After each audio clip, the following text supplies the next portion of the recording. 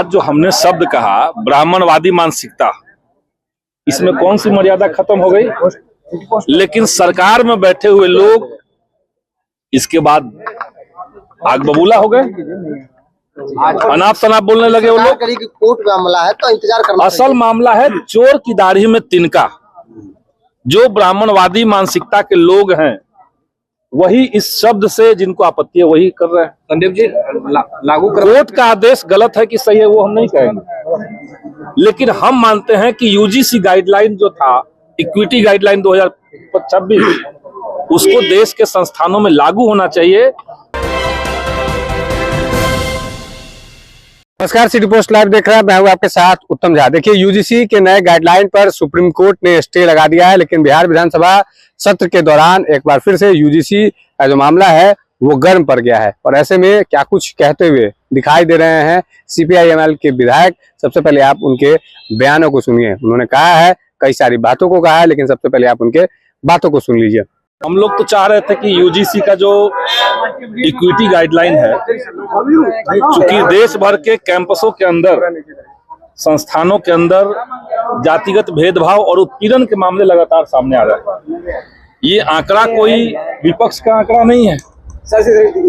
देश के यूजीसी ने सुप्रीम कोर्ट को ये लिख करके दिया, संसदीय पैनल को लिख करके दिया कि 5 साल में 19 से लेकर 24 तक देश के अंदर संस्थानों में जातिगत उत्पीड़न के मामलों में 118% की वृद्धि हुई है। और उसी के आलोक में वो गाइडलाइन आया था।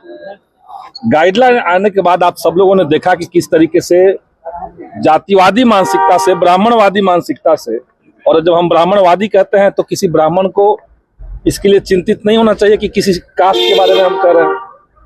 वर्णाश्रम व्यवस्था में जो लोग यकीन करते हैं और जिनको लगता है कि वो श्रेष्ठ है, उनके लिए ब्राह्मणवाद सब चलता है।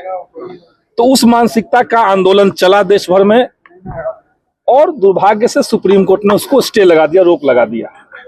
अब उसके बाद जब कुछ राज्य कह रहे हैं, तेलंगाना और कर्नाटक जब तैयार है कि हम अपने यहाँ इसी यूजीसी गाइडलाइन के मुताबिक रोहित वेमुला एक्ट लाएंगे, तो हमने बिहार सरकार से मांग की कार्यस्थगन के माध्यम से कि बिहार सरकार भी उसके मुताबिक रोहित वेमुला एक्ट लेकर के आए।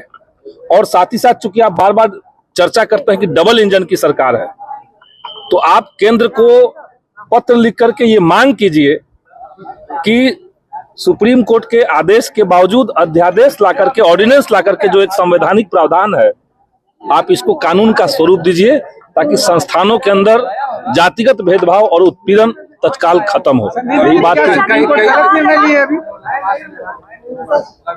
बोलिए। शब्दों का मर्यादा जो है खत्म हो चुका है सदन के अंदर। एक दूसरे पे जिस तरीके से कटाक्ष लोग करते हैं। आज जो हमने शब्द कहा ब्राह्मणवादी मानसिकता, इसमें कौन सी मर्यादा खत्म हो गई?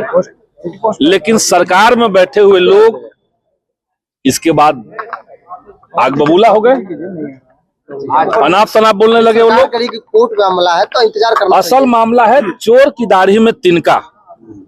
जो ब्राह्मणवादी मानसिकता के लोग हैं वही इस शब्द से जिनको आपत्ति है वही कर रहे हैं। संदीप जी, लागू कोर्ट का आदेश गलत है कि सही है वो हम नहीं कहेंगे, लेकिन हम मानते हैं कि यूजीसी गाइडलाइन जो था, इक्विटी गाइडलाइन 2026, उसको देश के संस्थानों में लागू होना चाहिए।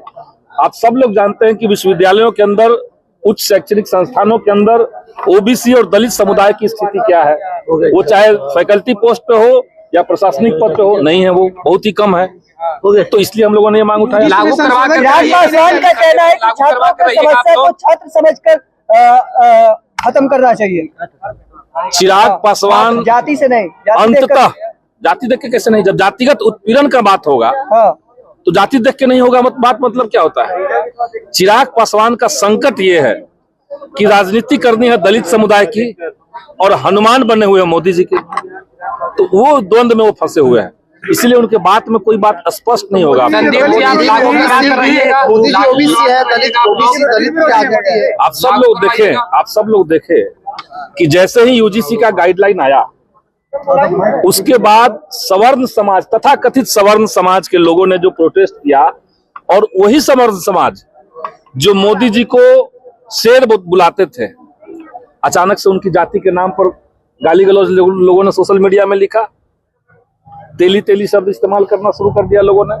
तो आप समझिए कि ये हिंदू राष्ट्र की जो लोग बात करते हैं उनकी मानसिकता कहां तक है।